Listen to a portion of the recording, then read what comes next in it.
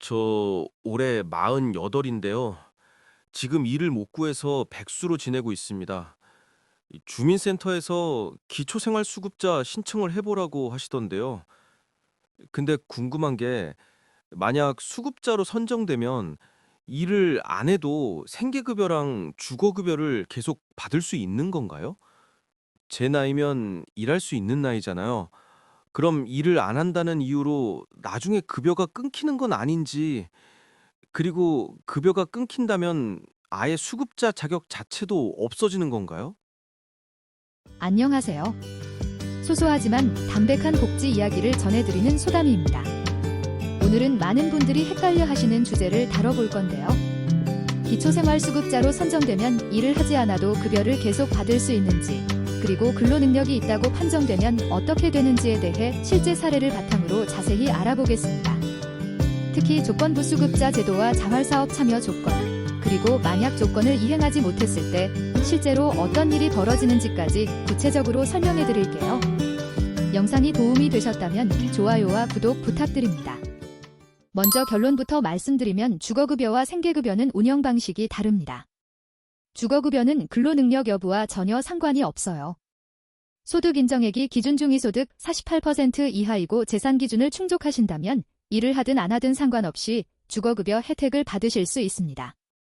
2025년 기준으로 1인 가구는 월 소득 인정액이 약 114만 8천 원 이하, 2인 가구는 약 188만 8천 원 이하일 때 주거급여를 받을 수 있어요. 그런데 생계급여는 상황이 조금 다릅니다.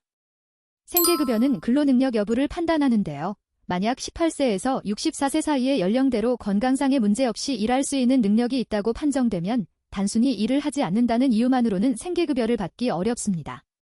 생계급여 선정 기준은 2025년 기준 중위소득의 32% 이하인데요. 1인 가구 기준으로 월 소득 인정액이 약 76만 5천 원 이하일 때 해당됩니다. 여기서 중요한 개념이 하나 나오는데요. 바로 근로능력 판정입니다. 집이나 부동산, 자동차 등 특별한 재산이 없고 현재 일을 하지 않는 백수라 하더라도 근로능력이 있다고 판정되면 생계급여 대상에서 제외될 수 있어요. 근로능력이 있다는 건 뭘까요?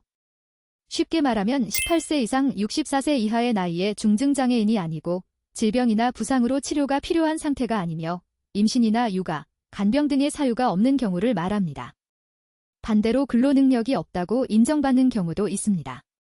장애인 고용촉진법에 따른 중증장애인, 질병이나 부상으로 근로능력 평가를 통해 근로능력 없음 판정을 받은 사람, 20세 미만의 중고교 재학생, 노인장기요양보험법에 따른 장기요양 1급에서 5급 판정자, 암이나 중증화상 같은 중증질환 산정 특례 등록자 등이 여기에 해당합니다.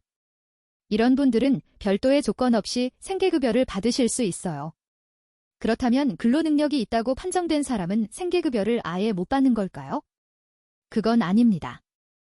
여기서 조건부 수급자라는 제도가 등장합니다. 근로능력이 있다고 판정된 경우에는 조건부 수급자가 되는데 이때는 자활사업에 참여하는 것을 조건으로 생계급여를 받게 됩니다. 자활사업이란 근로능력이 있는 저소득층이 스스로 자활할 수 있도록 돕는 사업인데요. 취업 알선, 직업훈련, 자활근로, 자활기업 참여 등 다양한 프로그램이 있습니다. 청소나 집수리, 간병, 재활용품 수거 같은 일자리부터 제과제빵, 바리스타 같은 직업훈련까지 본인의 상황에 맞는 프로그램을 선택할 수 있어요. 조건부 수급자로 결정되면 자활사업에 참가한 달의 다음 달부터 매 3개월마다 조건 이행 여부를 정기적으로 확인합니다. 여기서 중요한 건 자활사업에 성실히 참여하고 있는지를 지속적으로 체크한다는 거예요. 예를 들어볼까요? 이소담 씨는 46살의 1인 가구로 소득도 재산도 거의 없어서 생계급여 수급자로 선정됐습니다. 그런데 건강상 큰 문제가 없어서 근로능력이 있다고 판정을 받았어요. 이 경우 이소담 씨는 조건부 수급자가 되어 자활사업에 참여해야 생계급여를 받을 수 있습니다.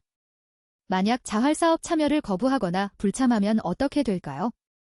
여기서 많은 분들이 헷갈려 하시는 부분이 있는데요. 조건 불이행으로 생계급여가 중지된다고 해서 수급자 자격 자체가 탈락되는 것은 아니에요. 수급자 자격은 그대로 유지되고 본인의 생계급여만 중지됩니다. 그리고 다시 조건을 이행하면 생계급여도 재개됩니다. 구체적으로 설명드리면 조건부 수급자가 자활사업 참여 조건을 이행하지 않으면 조건 불이행이 확인된 다음 달부터 3개월간 본인의 생계급여가 중지됩니다. 3개월이 지난 후에도 계속 조건을 이행하지 않으면 조건을 이행할 때까지 계속 급여가 중지돼요. 하지만 다시 자활사업에 참여하면 참여를 재개한 달의 다음 달부터 생계급여 지급이 재개됩니다. 실제 사례로 보면 더 쉽게 이해가 되실 거예요. 김소담 씨는 4인 가구 생계급여 수급자인데 가구원 중 한 명이 조건을 이행하지 않았어요. 이 가구의 소득 인정액이 50만 원이라면 생계급여는 어떻게 계산될까요? 2025년 기준으로 4인 가구 생계급여 선정 기준은 약 195만 1천 원입니다. 그런데 한 명이 조건 불이행을 했으니까 생계급여는 3인 가구 기준으로 계산됩니다. 3인 가구 선정 기준 약 160만 8천 원에서 소득 인정액 50만 원을 빼면 이 가구가 받는 생계급여는 약 110만 8천 원이 되는 거죠. 또 다른 예를 들어볼까요? 박소담 씨는 5인 가구 생계급여 수급자인데 가구원 중 2명이 조건을 이행하지 않았습니다. 소득 인정액이 60만 원이라면 생계급여는 3인 가구 기준으로 계산되어 약 160만 8천 원에서 60만 원을 뺀 100만 8천 원 정도를 받게 됩니다. 만약 1인 가구에서 본인이 조건 불이행을 하면 생계급여가 0원이 되는 거죠. 그렇다면 근로능력이 없다고 판정받으려면 어떻게 해야 할까요? 질병이나 부상 등으로 실제로 일하기 어려운 상황이시라면 근로능력 평가를 통해 근로능력 없음 판정을 받을 수 있습니다. 이 경우에는 자활사업 참여 조건 없이도 생계급여를 받으실 수 있어요. 근로능력 평가를 받으려면 근로능력 평가용 진단서와 최근 2개월간의 진료기록지 사본 등을 제출해야 합니다. 진단서는 지속적으로 진료를 받았던 의사나 한의사가 발급할 수 있는데요. 일반 질환은 통원이나 입원 치료 기록이 있으면 발급이 가능하고 만성질환의 경우는 최근 2개월 이내에 치료받은 기록이 있어야 합니다. 정신신경계 질환의 경우에는 3개월 이상 충분한 치료를 시행했음에도 불구하고 증상이 지속되는 경우에 진단서 발급이 가능합니다. 제가 오랫동안 이 분야를 관심 있게 지켜본 입장에서 말씀드리면 많은 분들이 근로능력 판정과 조건부 수급자 제도를 정확히 모르셔서 불이익을 받는 경우를 많이 봤어요.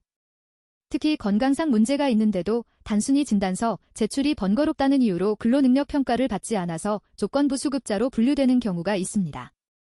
만약 실제로 건강상 문제로 일하기 어려운 상황이시라면 꼭 근로능력 평가를 받아보시길 권해드립니다. 또 한 가지 알아두실 점은 중증질환이나 희귀난치 질환으로 산정특례 등록을 하신 분들은 등록 기간 동안 근로능력 평가가 유예된다는 사실입니다. 암 환자의 경우 5년간, 중증화상 환자는 1년간 근로능력 평가 없이 근로능력 없음으로 인정받을 수 있어요. 만약 해당 질환이 있으시다면 반드시 산정특례 등록을 하시는 게 좋습니다. 정리해드리면 이렇습니다. 주거급여는 근로 여부와 무관하게 소득과 재산 기준만 맞으면 계속 받을 수 있습니다. 하지만 생계급여는 근로능력이 있는 경우 자활사업 참여가 조건이 되고 이를 이행하지 않으면 본인분 생계급여가 중지될 수 있다는 점 꼭 기억하시면 좋겠습니다. 다만 급여가 중지되더라도 수급자 자격 자체는 유지되며 다시 조건을 이행하면 급여도 재개됩니다. 복지제도는 개인의 상황에 따라 결과가 크게 달라질 수 있습니다. 근로능력 상태, 가구 구성, 소득 수준 등 여러 요인을 종합적으로 고려해야 하기 때문에 본인의 상황을 정확히 파악하는 것이 가장 중요합니다. 혹시 비슷한 상황에 계신 분들이나 관련 경험이 있으신 분들은 댓글로 정보를 공유해 주시면 다른 분들께도 큰 도움이 될 것 같습니다. 오늘 영상이 도움이 되셨다면 좋아요와 구독 부탁드려요. 소담이었습니다. 감사합니다.